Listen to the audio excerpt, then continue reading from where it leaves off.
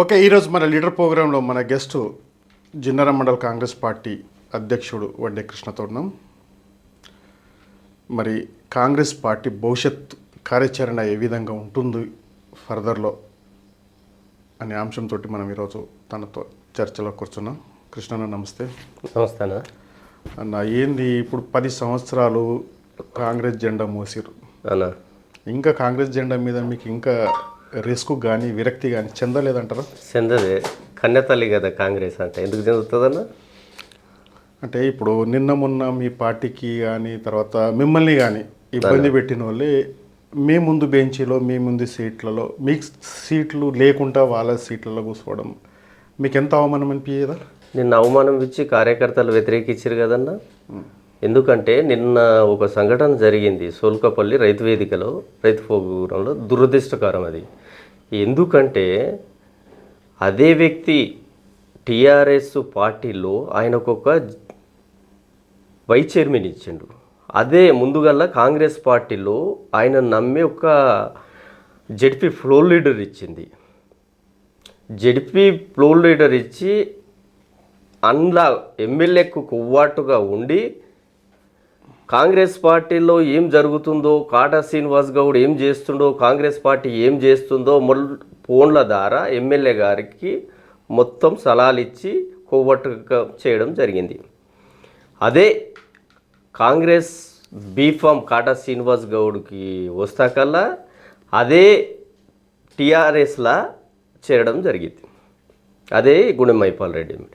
గూడెం మైపాల్ రెడ్డి ఎంబడి పోయి టీఆర్ఎస్లా వాళ్ళ యుద్ధమ నాయకులు, వాస్తవానికి మన జిన్నారం వెంకన్న కావచ్చు, రాజేష్ కావచ్చు, ఇంకా చాలామంది యుద్ధం చేసిన వాళ్ళు ఉన్నారు, కేసులు చేసిన వాళ్ళు ఉన్నారు. ఇది ఉంది ఎమ్మెల్యే చెవులు కొరికి నేను ఆయన జడ్పీటీసీ పోటీ చేయంగా నేను 200తో కోల్పోవడం జరిగింది.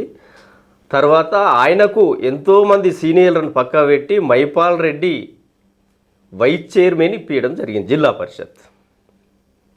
ఓకే, ఇప్పుడు మీరు చెప్పిందంతా వాస్తవాలు అయినప్పటికీ అన్న ఒక్క నిమిషం మొత్తం చెప్తా. జిల్లా పరిషత్ వైస్ చైర్మన్ ఇవ్వడం జరిగింది. మళ్ళా అదే ఇప్పుడు కాంగ్రెస్ వైస్ చైర్మన్ ఇచ్చి పెద్ద సీటు కూర్చొని పెట్టినా మళ్ళా మైపాల్ రెడ్డి కాంగ్రెస్కి వస్తే మళ్ళా పార్టీ మారడం జరుగుతుంది. అంటే ఎక్కడ పచ్చగడ్డి ఉన్నా అక్కడనే, ఎక్కడ అధికారం ఉంటే అక్కడనే. మళ్ళీ ఇంట్లో వచ్చి కాంగ్రెస్లో పెత్తనం చెలాస్తే మేము ఎట్లా ఊకుంటామన్నా, మా కార్యకర్తలు ఎట్లా ఊకుంటారన్నా? ఆవేదన అన్న, మా మీద కేసులు పెట్టించాడు. అంటే నిన్న జరిగిన బట్టి అఫీషియల్ ప్రోగ్రామ్ కదా, అది ప్రోటోకాల్కి సంబంధించిన ప్రోగ్రామ్ కదా. ఎమ్మెల్యే ఫోటో కాల్, ఎమ్మెల్యే కూర్చోమన్నాం, ఎమ్మెల్యే ఫోటో కాల్. అంటే ఎమ్మెల్యే మనసులే కదా, మిగతా వాళ్ళు వచ్చిన వాళ్ళంతా ఎమ్మెల్యే మనసులే కదా. ఎమ్మెల్యే మనసులు ఎవరు ఉన్నారన్నాడా? ఈయననే కదా. సెకండ్ ఎవరు రాలేరు, టీఆర్ఎస్ వాళ్ళు ఎవరు రాలేరు. టీఆర్ఎస్కి చేరిన ఆయన ఎమ్మెల్యే ఈ ప్రభాకర్ జిన్నారం మండల్లా. అంటే మీరు మనస్ఫూర్తిగా ఎమ్మెల్యేని గౌరవించి కూర్చున్నబట్టిరా? అది వాస్తవానికి మనస్ఫూర్తి గౌరవించి ప్రోటోకాల్. అది మా నాయకుడు, మా రేవంత్ రెడ్డి నాయకత్వంలో ఆయన కప్పిండు, వచ్చిండు, మా పెద్ద మనుషులు మాట్లాడినరు. అది మా దామన్న ఇది ఉంటాడు, మాకు గాడ్ ఫాదర్, మా జిల్లా సంగారెడ్డి జిల్లా మినిస్టర్ గాడ్ ఫాదర్ దామోదర్ రాజనరసింహన్న. అంటే ఇదే ఎమ్మెల్యే కింద మీరు ఎంతమంది బలైపోయారో మీకు అంత కాన్షియస్ ప్రజలకు అందరికి తెలుసు. ఇప్పుడు అదే ఎమ్మెల్యే మీ పక్కన కూర్చొని తర్వాత మైక్ పట్టుకొని మాట్లాడితే మీకేమనిపిస్తుంది? ఏమనిపిస్తుంది? ఏదన్నా ఇక అధిష్టానం కలుపుకోపోమని చెప్పిందిగా, అధిష్టానం తీసుకుంది కదా, దాన్ని ఏమంటట్టు ఉంటుంది. ఇక కలుపుకపోయి చేసుకోమని చెప్పింది కదా, వాళ్ళది ఏముందో మనం చెప్పలేము కదా. అంటే ఇప్పుడు జనరల్గా అంటే మీరు పార్టీ క్యాడరు, ఓకే, తర్వాత ఎమ్మెల్యే, స్థానిక ఎమ్మెల్యే, తర్వాత దేనికి దానికి ప్రోటోకాల్ పాటించాల్సిన అవసరం ఎంతైనా ఉంటుంది. సరే, అధిష్టాన నిర్ణయం మేరకే జైనింగ్ జరిగింది. ఏది దిశానిర్దేశాలు ఏది ఇచ్చినాయో మీరు అమలు చేయాల్సిన బాధ్యత మీది. అంటే రేపు జరగబోయే ఎలక్షన్స్లలో కూడా మీ క్యాడర్ అంతా చితకపోతుందా కాంగ్రెస్ పార్టీ నుంచి? ఎందుకంటే జెండాలు మూసారు, కేసుల కింద బుక్ అయిపోయారు, అవమాన పాలన జరిగారు. అంటే ఇప్పుడు అదే ఎమ్మెల్యే మీ కాటా శ్రీనివాస్ గౌడ్, నీలమ్మద్ అనేటి ముగ్గురు ఉన్నారు. ఇప్పుడు ఎవరి వర్గాలకు ఎవరికి రేపు బీఫామ్లు వస్తున్నాయి, ఎవరికి అనౌన్స్ చేస్తున్నారు గ్రామ పంచాయతీలు అంటే ఏం చెప్పగలుగుతారు? గతంలో మన కాటా శ్రీనివాస్ గౌడ్కు ఎమ్మెల్యే కాంగ్రెస్ పార్టీ బీఫామ్ ఇచ్చింది. నీలమ్మద్కు మన బీఎస్పీ దాడ పోటీ చేసిన తర్వాత మళ్ళా అదే ఎంపీ ఎలక్షన్స్కి వస్తాకల్లా కాంగ్రెస్ పార్టీ బీకేం ఇచ్చింది. మా నాయకుడు సీనన్న పెద్ద మనసుతో ఒకరికి నష్టం జరిగింది, మళ్ళీ ఇంకొకరు నా వల్ల ఇంకోళ్ళు ఎన్ని నష్టం పోయినా పెద్ద మనతో మాకు చెప్పి కష్టపడి ఆయనకు క్యాడర్ మొత్తము కలిసిమెలిసిగా ఇద్దరు కలిసిమెలిసిగా రామలక్ష్మణులు చేయడం జరిగింది. కొద్ది ఓట్లతో కోల్పోవడం జరిగింది. అంత వర్గాలు ఏం లేవు, ఇప్పటికీ ఏ వర్గం ఉండదు. మా నాయకుడు వాస్తవానికి సీనియర్ మోస్ట్ మా శ్రీకాంత్ రెడ్డి అనుభవస్తుడు, ఆయన నాయకత్వంలో మేమందరం పనిచేయడం జరుగుతుంది. ఏదన్నా ఉన్నున్నా కాక వాస్తవానికి ఏంటంటే మేము ఇప్పటిదాకా 5 ఏళ్ళు ఉన్నాం, ఏ వర్గాలు లేకుండా ఒక గిన్నెలో తినడం జరుగుతుంది. ఒక 5-6 మంది ఉంటాం. జిన్నార మండలంలో పెద్ద లీడర్ మా ఎంపీపీ రవీందర్ గౌడు, మా బ్లాక్ కాంగ్రెస్ శ్రీకాంత్ రెడ్డి గారు, వాస్తవానికి వాళ్ళ సూచనలు మా సత్తన్న అమ్డూరు సత్తన్న సీనియర్ కాంగ్రెస్ మోస్ట్, ఇలాంటి పెద్ద మనుషులు ఉంటే నేను కానీ రాజు కానీ ఇలాంటి పెద్ద మనుషులతో కలుపుకోపోవడం జరిగింది. హాయిగా వాస్తవానికి నేను గిట్ట జడ్పీటీసీ 200 ఓట్లతో పోవడం జరిగింది. మొన్న కాంగ్రెస్ పార్టీ మా జిన్నార మండలం నుంచి భారీ మెజార్టీ ఇవ్వడం జరిగింది. ఇప్పుడు ఏ వర్గాలు ఉన్నాయి పెద్ద మనుషుల దృష్టికి పోతాం, వాళ్ళు కూర్చొని ఎవ్వరికి బీఫామ్లు ఇస్తే వాళ్ళు గెలిచి వాళ్ళ చేతులు పెడతాం. అంటే నిన్నటిదాకా మీరైతే అవమాన పాలైతే జరిగింది, తర్వాత ఇప్పుడు లీడరిజం అనేది కామన్, రోడ్డు మీద ఎక్కిన తర్వాత ఏం జరిగేది అనేది. కానీ ఓటరు నమ్మే పరిస్థితి ఉన్నారా మీకు వచ్చిన నాయకులకు? ఉన్నారన్నా, చేస్తారు. అభివృద్ధికే వచ్చారు కదా, అభివృద్ధి చేస్తానికే వచ్చారు కదా, డెవలప్మెంట్ కోసం వచ్చారు కదా. డెవలప్మెంట్ కాంగ్రెస్ పార్టీ చేస్తుంది. నిన్న చూడు ₹1,00,000 రుణమాఫీ చేస్తామని మా సీఎం గారు ఆగస్టు 15 లోపు అన్నారు. యాక్చువల్గా నిన్న ₹1,00,000 చేసిండు. నిన్న తెలంగాణ యావత్ రాష్ట్రం సంబరాలు జరుపుకున్నారు. కాంగ్రెస్ పార్టీ అంటే రైతుల పార్టీ. వారు పథకాలు ఇచ్చిండు ఒక్కొక్కటి. ఇప్పుడు ఫ్రీ బస్సు కానీ గ్యాస్ కానీ కరెంటు బిల్లులు కానీ అన్నీ చేయడం జరుగుతుంది. ఇంకా మిగిలిన గిట చేసేస్తాడు. అంటే ప్రతి కాన్స్టిట్యున్సీలా మా కాన్స్టిట్యున్సీ ఇన్ఛార్జీలు మా కాంగ్రెస్ పార్టీ తరఫు నుంచి ఉన్నటువంటి ఇన్ఛార్జీలే ఉండాలనేది మీ రేవంత్ రెడ్డి గారు ఇచ్చినటువంటి ఒక ఆదేశం. ఓకే. అయినప్పటికీ మీ కాటా శ్రీనివాస్ గౌడ్ నిన్న అఫీషియల్ ప్రోగ్రాంలో పాల్గొనకపోవడం చర్చనీయాంశమైన అంశమే కదా. విషయం ఏంటంటే ఎవరికన్నా కొద్దిగా బాధాకరం ఉంటుంది. కొద్దిగా ఎంతైనా మనం దేవుళ్ళం కాము కదా, మానవులం కదా. ఒక వారం 10 రోజులు ఉంటుంది. మా పెద్ద మనుషులు పిలుస్తారు, నచ్చ చెప్తారు. మా దామన్న ఉన్నాడు, ఆయన గాడ్ ఫాదర్, మాకు గాడ్ ఫాదర్, మాకు దేవుడు అంటే ఆయనే. సీఎం గారు ఉన్నారు, ఆయనకు నచ్చ చెప్తారు, ఆయనకు తగిన న్యాయం చేస్తారు, అందరు కలుపుకొని పోతారు. ఎందుకంటే 2 టైమ్స్ ఓడిపోయాడు. ఎందుకంటే కాంగ్రెస్ చచ్చిన పార్టీ మీ కాన్స్టిట్యున్సీలో, అసలు జెండా మోసిండు ఆయన ఆస్తులు అమ్ముకొని. అటువంటి ఆయనకు ఈరోజు అవమానం జరిగితే ఆయనకు ఉన్నటువంటి క్యాడర్ ఏంటిది, ఆయనకు ఉన్నటువంటి ట్యాగ్ ఏంటిది, ఆయన ఇప్పుడు ఈ అఫీషియల్ ప్రోగ్రాంలకు రాకపోవడం ఏంటిది? ఇప్పుడు గ్రౌండ్ లెవెల్లో తీసుకుంటే కాంగ్రెస్ పార్టీలో కాటా శ్రీనివాస్ గౌడ్ ఉంటాడా, లేకపోతే ఆల్టరేషన్గా ఇంకో పార్టీ వెతుక్కుంటాడా అనేది ఒక చర్చనీయాంశమైన అంశం. కాంగ్రెస్ పార్టీలో ఉండే కొట్లాడతాడు. కాటా సీనా నెంబడు మేము ఆయన నాయకత్వంలో పనిచేసినాం. ఆయన గుండె మామూలు గుండె కాదు, దేనికైనా ఎదుర్కొంటాడు. ఇవాళ ఓడిపోయినా ఆయన కార్యకర్తలు భరోసిస్తున్నాడు, నేనున్నా, మీకు బీఫామ్లు న్యాయం చేస్తా, మీరు పార్టీలో పనిచేయండి, ఇవి కామనే, ఇవి ఓటమి గెలుపు కామనే నడుస్తుంటుంది, నేనున్నా, మీరు అదేరే పడొద్దు, పార్టీకి పనిచేయండి, ప్రజలకు సేవ చేయండి అని చెప్పడం జరుగుతుంది. గతంలో కూడా ఓడిపోయినప్పటికీ కూడా అవమానం భరించండు, అవమానం భరించైనా సరే పార్టీ చేయండి. కానీ ఇప్పుడు ఓడిపోయినప్పటికి కూడా ఒక వింతగా అవమానం అనేది చాలా జరుగుతుంది. ఎందుకంటే ఇక్కడ నీలం మధు రావడం, అట్లా ఓడిపోవడం, తర్వాత ఇప్పుడు ఎమ్మెల్యే తోటి ఎవరైతే ఫైటింగ్ చేసి ఓడిపోయారో మళ్ళీ వాళ్ళే పార్టీలకు జాయిన్ చేసుకోవడం, వాళ్ళదే. అంటే వీళ్ళు ఒక తాటిగా కూర్చుంటే ఒక స్టేజ్ మీద ఈ ముగ్గురు కూర్చోగలుగుతారా? కూర్చుంటారు, కలిసి పనిచేస్తారు. పెద్ద మనుషులు చెప్తారు. ఇప్పుడు మాకు రేవంత్ రెడ్డి గారి మీద, మా జిల్లా మంత్రి మా బాస్ దామన్న మీద మాకు నమ్మకం బాగుంది. సీనన్న గిట ఆయనకు తగిన న్యాయం చేస్తారు. న్యాయం చేసి ముగ్గురు గుర్రాలను కాన్సెన్స్లో దింపుతారు, డెవలప్మెంట్ చేయమంటారు. ఆ భరోసా మాకున్నది. మా దామన్న పైన మాకు ఫుల్ భరోసా ఉంది. అంటే ఈ వర్గం అంతా రేవంత్ రెడ్డి వర్గం కదా. ఇప్పుడు ఉన్నటువంటి కాంగ్రెస్ పార్టీ ఏదైతే నిన్నమని వచ్చినటువంటి నాయకులు ఎవరున్నారు, ఇదంతా రేవంత్ రెడ్డి వర్గం. వర్గాలు అనేది ఉండేయన్న. కాంగ్రెస్ పార్టీ ఒకటే వర్గం, రేవంత్ రెడ్డి వర్గం, సోనియా గాంధీ వర్గం. అంటే అభివృద్ధి చేయాలంటే వీళ్ళిద్దరూ ఏకతాటిగా ఉండాలని చెప్పేసి రేవంత్ రెడ్డికి ఇచ్చినటువంటి ఆదేశం వీళ్ళకు. కానీ కాటా శ్రీనివాస్ గౌడ్ ఉండాలనేది ఎందుకు ఈ సందేశం? పెద్ద మనుషులు పిలుస్తారనా? ఎందుకైనా వాస్తవానికి ఎవరినైనా ఇంత మొదలు చెప్పినట్టు మనం దేవుళ్ళం కాము, ఎంబడి ఇది చేస్తాం, మానవులము. 2 రోజులు ఉంటుంది, అధిష్టానం పిలుస్తారు, కూర్చొనబెట్టి అది కాదు బిడ్డ నచ్చ చెప్పి మా దామాన పంపుతాడు, మళ్ళీ చేస్తారు, ప్రజలకు సేవకు వస్తారు. ఓకే, ఇప్పుడు ఏదైతే పార్టీ అధిష్టానం సర్వీస్ చేస్తుంది, లేకపోతే కూర్చోబెట్టి సెటిల్మెంట్ చేస్తుండొచ్చు, లేకపోతే వాళ్ళకి ఎవరికి క్యాడర్కు వాళ్ళకు అనేది ఒక నమ్మకం, ఒక భరోసా మీకు కల్పిస్తుండొచ్చు అని అనుకుందాం. ఇక్కడ గ్రౌండ్ లెవెల్లో ఏదైతే ఇప్పుడు ఎమ్మెల్యే గారు ఎవరైతే మీ పార్టీకి వచ్చారో, ఓకే, అభివృద్ధి అనుకుందామా, లేకపోతే తన మీద నోటిబెట్టి వచ్చినటువంటి ఆరోపణలు అనుకుందామా, అంటే గ్రౌండ్ లెవెల్లో ఏ విధంగా పార్టీ కార్యకర్తలు ఆలోచన చేస్తా ఉన్నారు? వాస్తవానికి ఆయన వేరే పార్టీల టీఆర్ఎస్ పార్టీలు ఉంటే మునిగిపోయిన పడవలాంటి ఉంటుంది, డెవలప్మెంట్ కాదు. మనం కాంగ్రెస్ పార్టీలకు పోతే కాంగ్రెస్ పార్టీ ప్రజల పార్టీ, కాంగ్రెస్ పార్టీలకు పోతేనే మనం ప్రజలకు న్యాయం చేయగలుగుతామని రావడం జరిగింది. అంటే ఇప్పుడు ఓకే, ఇప్పుడు అభివృద్ధి విషయంలో పార్టీ మార్పుడు అనేది ఒక పార్ట్ అయితే, ప్రోటోకాల్ ప్రకారంగా వీళ్ళకి ఎంత ఫండింగ్ రావాలో ఎమ్మెల్యే నిధుల నుంచి అన్ని ఫండింగ్లు వస్తాయి. అభివృద్ధి విషయంలో ఏ పార్టీలు ఉన్నా అభివృద్ధి అనేది చేయవచ్చు. మరి పదవి లేకుండా మీ నాయకుడు ఒక 10 ఏళ్ళు మీ క్యాడర్ని కాపాడుకున్నారు, కాంగ్రెస్ పార్టీ కార్యకర్తలు మరి ఇప్పుడు బీఆర్ఎస్ పార్టీ ఎమ్మెల్యే మీ పార్టీలో చేరారు, మరి వాళ్ళ పరిస్థితి ఎట్లా ఉంటుంది? తర్వాత వాళ్ళు మీ దగ్గరికి వస్తే మీరు ఎట్లా కలిసిమెలిసి కొనసాగుతారు? కలుపుకొని పోతాం. వస్తే మంచి మనుషులను, మంచి ఇది వాళ్ళని తీసుకుంటాం. ఇది ఇప్పుడు నిన్న వ్యతిరేకించిన వాళ్ళను వద్దని చెప్తాము, ఎమ్మెల్యే గారికి చెప్తాము, అన్న దయచేసి ఇటువంటి చెడ్డ వ్యక్తులను తీసుకురాకండి, పార్టీని ఖరాబ్ చేయకండి, పార్టీ నష్టమవుతుంది, వర్గపూర్ అవుతుంది. వెనకటికి వాస్తవానికి ఇదే కాంగ్రెస్లో ఉండి వర్గపూర్ చేసి మమ్మల్ని చాలా ఇబ్బంది పెట్టడం జరిగింది, ఆయనకే వ్యతిరేకిస్తున్నాం. అలాంటి మనుషులను కంపల్సరీ అన్న తీసుకోవద్దు, పార్టీకి నష్టం జరుగుతుంది, మనకు నష్టం జరుగుతుంది, కార్యకర్తలు ఇబ్బంది పడతారని చెప్పేస్తాం. ఇప్పటికీ పార్టీకి నష్టం జరిగింది అనుకుంటున్నారా మీరు గ్రౌండ్ లెవెల్లో?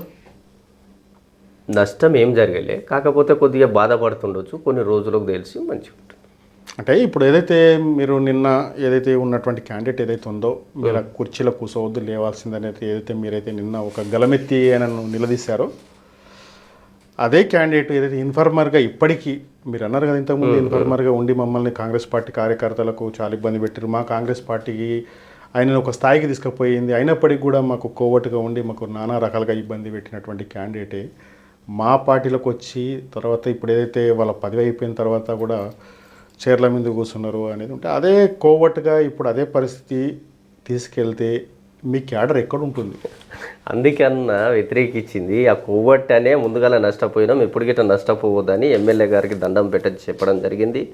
అందుకే వ్యతిరేకిస్తున్నాం. వాస్తవానికి ఒక వరిసేను వేస్తే కలుపు మొక్కను ఎట్లా వీకిస్తామో దాని కూకుటేళ్ల ప్రకారం నిన్న వీకేసినాము.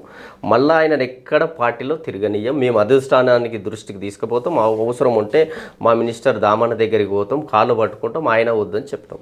ఆయన తిరిగితే మన పార్టీకి నష్టం జరుగుతుందని చెప్తాం. అంటే ఇది ఇప్పుడు మీ మండలే కాకుండా ఇంకా మిగతా మండలంలో కూడా ఇటువంటి నాయకులు ఎంతమంది ఉండొచ్చు కదా, అక్కడ ఉన్న పార్టీ క్యాడర్ కూడా ఇటువంటిది ఎఫెక్ట్ జరుగుతుంది. అక్కడ పార్టీ క్యాడర్ ఉంటుంది, వాళ్ళకి తెలుసు కదా ఎవరు మంచోళ్ళు ఎవరు చెడ్డోళ్ళు, ఎవరు వస్తే పార్టీకి నష్టం అవుతుంది, ఎవరు వస్తే కార్యకర్తలకు ఇబ్బంది అవుతుంది అని తెలుసు కదన్నా.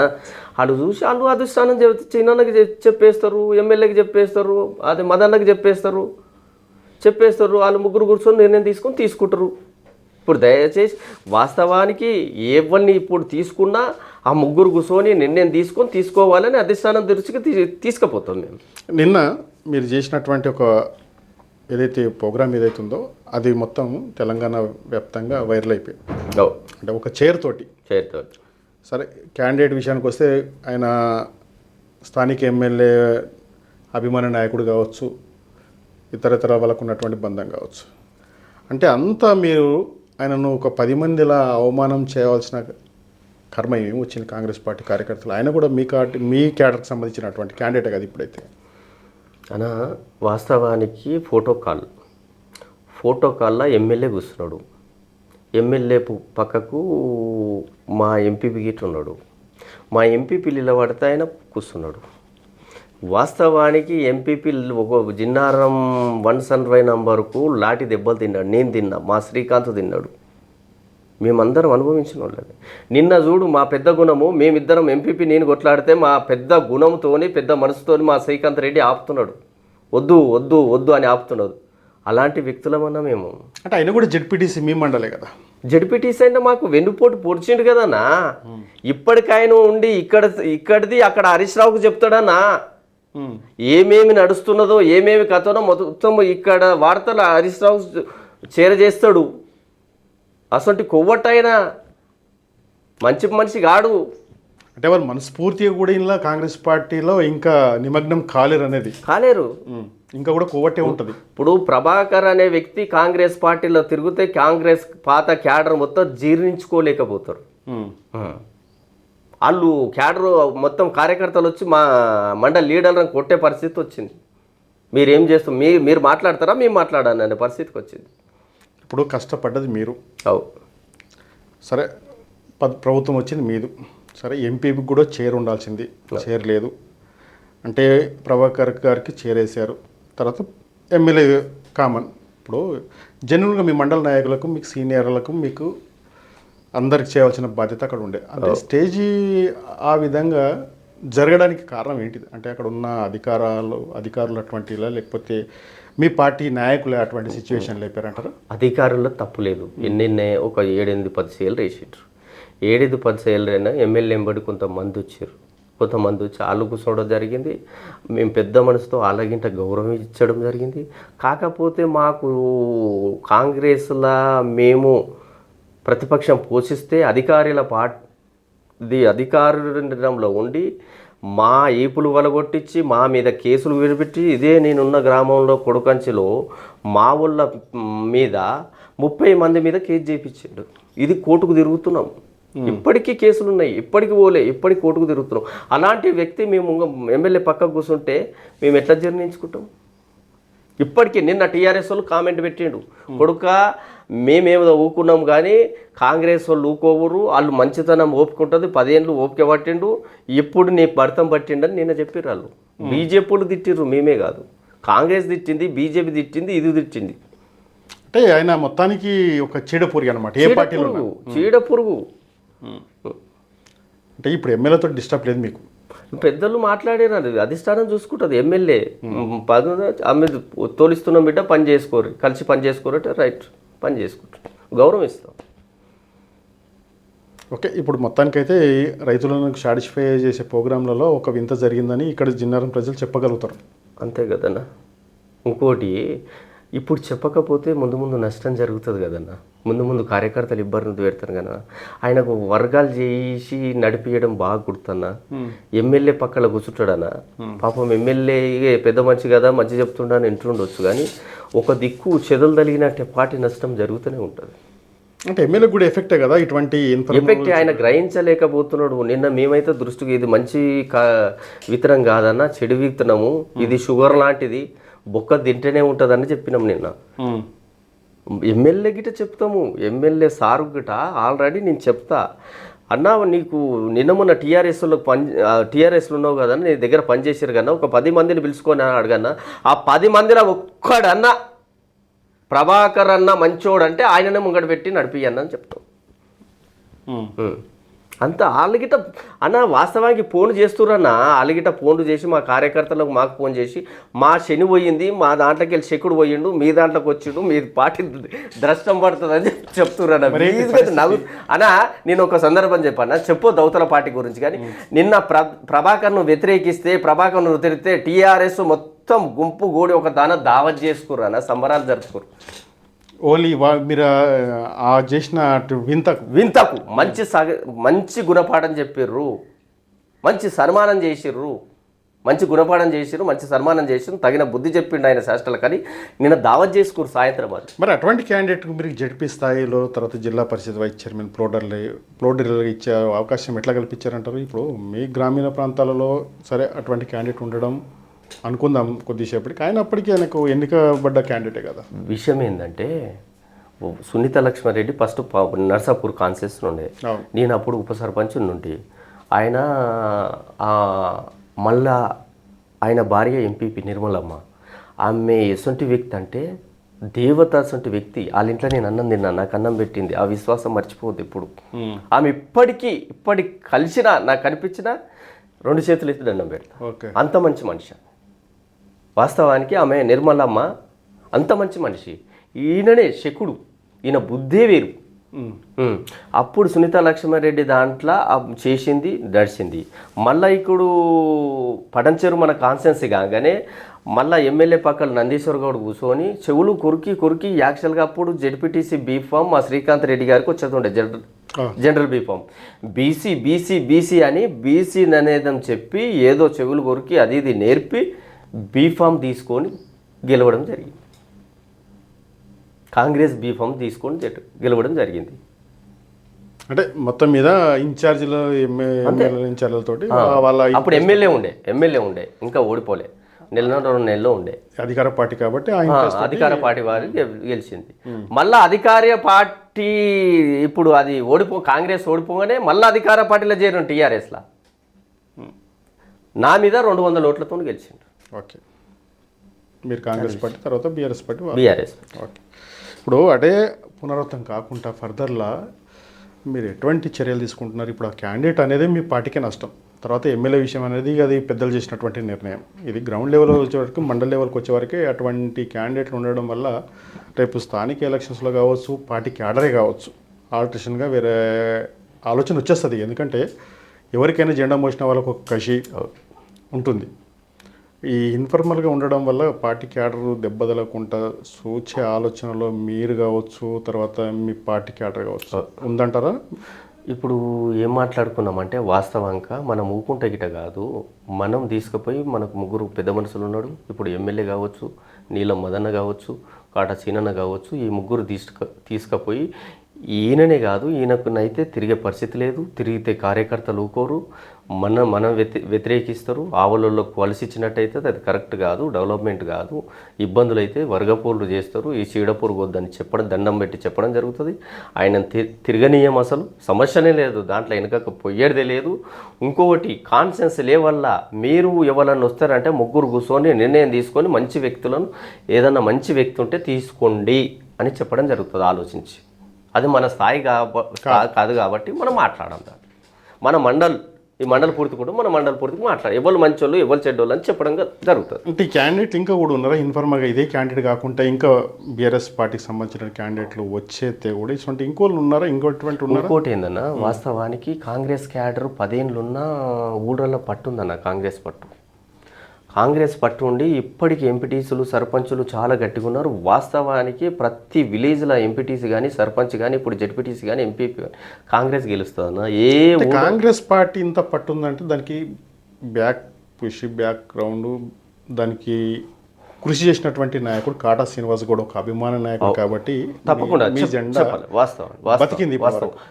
ఇదే జెండాను ఇప్పుడు ఏదైతే పార్టీలు వచ్చారో, పార్టీలకి నిన్నమన్న వచ్చినటువంటి నాయకులు ఎవరున్నారో మీ పార్టీ మీద ఎన్నో అలిగేషన్స్ చేశారు. వ్యక్తుల మీద కావచ్చు, పార్టీ మీద కావచ్చు, కేసులు కావచ్చు. పార్టీ అసలు ఇక లేనే లేదు, అసలు ఇక మీరు అన్నటువంటి క్యాండిడేట్లు కూడా తిరగబడ్డటువంటి రోజులు అవి.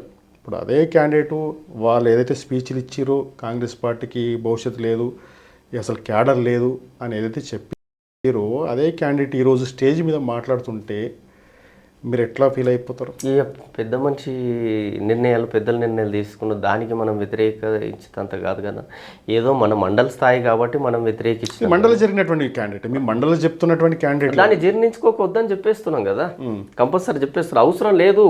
ఇప్పుడు అన్ని గెలిచే గుర్రాలు ఉన్నాయి కాంగ్రెస్ పార్టీలో, లీడర్లు మస్తున్నారు, అందరు కష్టపడ్డోనికి బీఫామ్ ఇవ్వాలి, అలా గుర్తింపు ఇవ్వాలి. వేరేటోళ్ళు అవసరమే లేదు. ఇక కాంగ్రెస్ పార్టీకి అవసరం లేదన్నా, ఉన్నోళ్ళు స్టాండింగ్ ఉన్నాం. ఇంకోటన్నా, వాస్తవానికి సీనన్న నాయకత్వంలో 10 సంవత్సరాలు పనిచేసినాం. వాస్తవానికి అలా అయ్య సంపాదించింది అలా పెద్దల ఆస్తి 60 ఎకరాలు, ఇప్పుడు 20 ఎకరాలకు వచ్చింది. అమ్ముకుంటూ పెట్టుకుంటూ వచ్చిండు. మంచి నాయకుడు, క్యాడర్ నిలబెట్టిండు ఆయన. ఎక్కడ మామూలను వాస్తవానికి ఇప్పుడు 10 ఏళ్ళు, మేము ఒక 5 ఏళ్ళు, అప్పుడు ప్రభాకర్ ఉండే గ్రూపులు ఉన్నాయి. 5 ఏళ్ళు ప్రభాకర్ వెళ్ళిపోయిన నుంచి ఇప్పుడు మా శ్రీకాంత్ రెడ్డి నాయకత్వంలో, మా ఎంపీపీ నాయకత్వంలో మేము ఒక్కొక్క గిన్నెలు తింటుంటిమి, మేము టూర్ పోతుంటిమి. మమ్మల్ని చూసి, మా దోస్తాన్ని చూసి ఓర్వకపోయిన ప్రభాకర్ ఈ దోస్తాన్ని కథం పెడదామనే మళ్ళీ చేరిన. అంటే ఇప్పుడు గెలిచే గురాలు కాంగ్రెస్ పార్టీ 10 ఏళ్ళు జెండా మోసిన క్యాండిడేట్లు ఉంటారంటారా, లేకపోతే నిన్న మొన్న వచ్చినటువంటి కాంగ్రెస్ కార్యకర్తలు గెలిచేటోళ్ళకి గుర్తింపు ఉంటుందన్న. ఆల్రెడీ తీసుకుపోతామన్నా.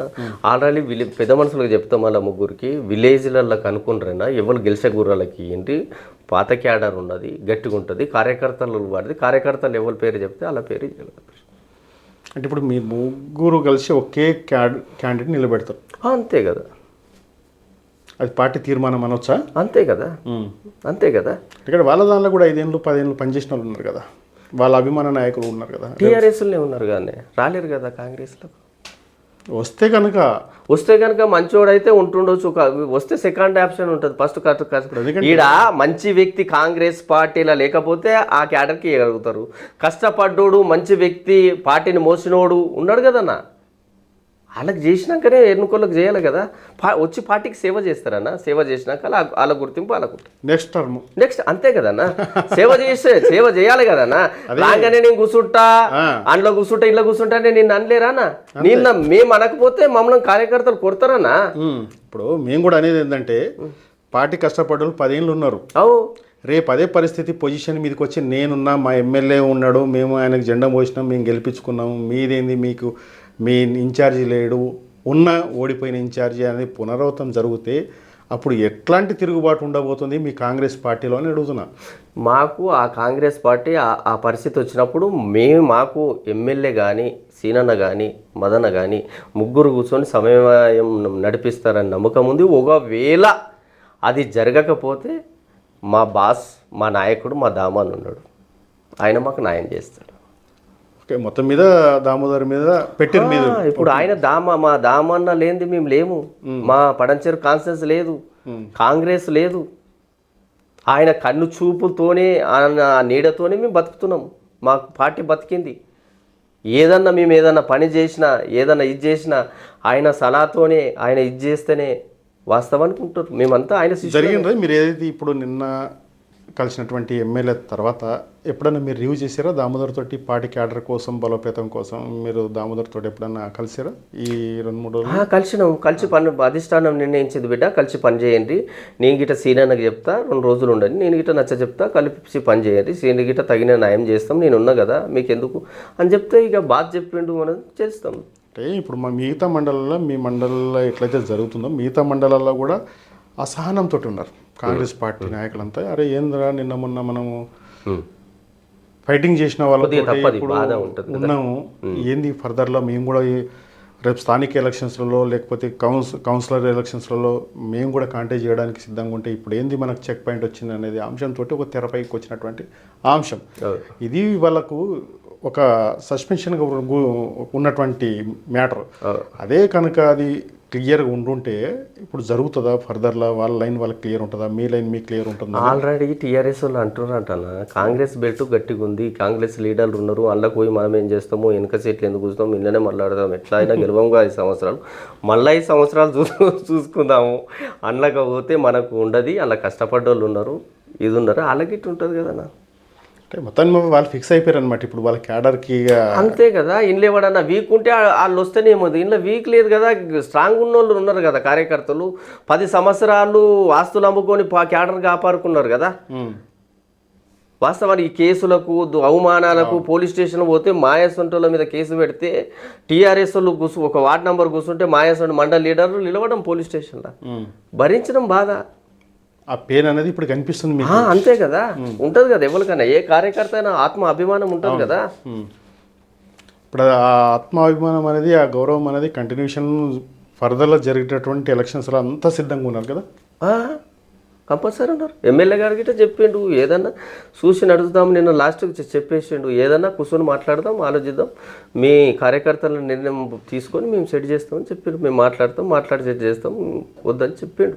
అంటే మొదటి అంశం మొదటి అవకాశం మీ క్యాడర్కి. అంతే కదా, ఆయన గిట్ట తెలుసు కానీ కాటా సీను క్యాడర్ను కాంగ్రెస్ పార్టీ 10 సంవత్సరాలు ఆస్తులు ఓడగొట్టుకొని కాటా సీను కాపాడండి అని అభిమానం ఎమ్మెల్యే గిట్ట ఉంటుంది కదా. ఓకే, అన్నీ ఇప్పుడు ఆయన గిట్ట ఒడిదుడుకులు బాధలు అన్నీ అనుభవించి వచ్చినోడే కదా, ఆయన గిట్ట తెలుసు కదా. ఇప్పుడు ఈయనను ఫేస్ చేసే కదా 10 సంవత్సరాలు. ఇప్పుడు అయితే ఏ ఎమ్మెల్యే ఉన్నాడో ఆయనను ఫేస్ చేసుకొని ఆయన కేసులు చేసి ఆయన ఇది చేస్తేనే కదా ఉన్నది. ఆ ఎమ్మెల్యేకి తెలుసు కదా. ఇప్పుడు నిన్న జరిగినటువంటి ప్రోగ్రాంలలో మీరు చేసినటువంటి అలజడి ఏదైతే ఉందో, మీరు అవమానం భరించలేక ఏదైతే మీరు చేశారో అది పరామర్శించారా? మీకు శ్రీనివాస్ గౌడ్ మంచిగా సక్సెస్ చేశారు, మన ప్రోగ్రామ్ అనేది జరిగిందా, లేకపోతే అవుట్ ఆఫ్ కవరేజీలో ఉన్నాడా? ఆయన ఫోన్ కలుస్తలేం, మాట్లాడలేము గిట. ఇప్పుడు అటువంటి చిన్న చిన్న విషయాలు శ్రీనివాస్ గౌడ్ అటువంటి చేయడు. ఏదైనా ఉంటే మీరు కూర్చొని మాట్లాడుకోమంటాడు. ఈ చిన్న చిన్న విషయాలు పట్టించుకోడు ఆయన పెద్ద మనస్తత్వం. ఇప్పుడు భార్య భర్తలు కానీ ఆమె ఇప్పుడు సుధాక కూడా ఇప్పటికీ పబ్లిక్లు ఉన్నారు. వాళ్ళు ఇప్పటికీ సేవ చేస్తారు పబ్లిక్లో. ఆ కుటుంబం వేరు, స్థాయి వేరు. వాళ్ళని చూసి వాస్తవానికి వాళ్ళని చూసి నేర్చుకోవాలి కొన్ని రాజకీయాలు. ఎంత నష్టం జరిగినా ఏడికి నష్టం జరిగినా ఓర్పుతోటి అదే జెండా కింద పనిచేస్తున్నట్టే గ్రేట్. ఓర్పుతో ఉండంటే నాకు దామన్ ఉన్నాడు, నాకు దామోదర్ ఉన్నాడు, నా గాడ్ ఫాదరు, నాకు న్యాయం చేస్తాడు, నాకు నష్టం చేయడని భరోసాతో ఉన్నారు. ఆ ధైర్యంతో పార్టీ జెండాలన్నీ ఎగిరిపోతాయి ఇప్పుడు ఇక క్లియర్గా. అంతే. Right, okay. ఏదైతే క్లారిఫికేషన్ మొత్తానికి ఫర్దర్లా జరగబట్టినటువంటి ఎలక్షన్స్ ఏవైతే ఉన్నాయో ఫస్ట్ ప్రియారిటీ మా కాంగ్రెస్ కార్యకర్తలు జెండా మోసినటువంటి నాయకులే గెలుపు గుర్రాలుగా దిశగా ఉండి మా జిన్నారంలో జెండా ఎగురుతాం. తర్వాత ఏదైతే అధిష్టాన నిర్ణయం మేరకు ముగ్గురు డిసిజన్ తీసుకొని, అయినప్పటికీ మొదటి ప్రియారిటీ మా కాంగ్రెస్ కార్యకర్తలు అవమానించారు. తర్వాత ఇప్పుడు ఏదైతే అధికారంలోకి వచ్చారు కాబట్టి కొంచెం ఊపిరి పీల్చుకున్నంత జరుగుతుంది. ఖచ్చితంగా మాకే అవకాశం ఉంటుందని చెప్పేసి మనతో చెప్తాను.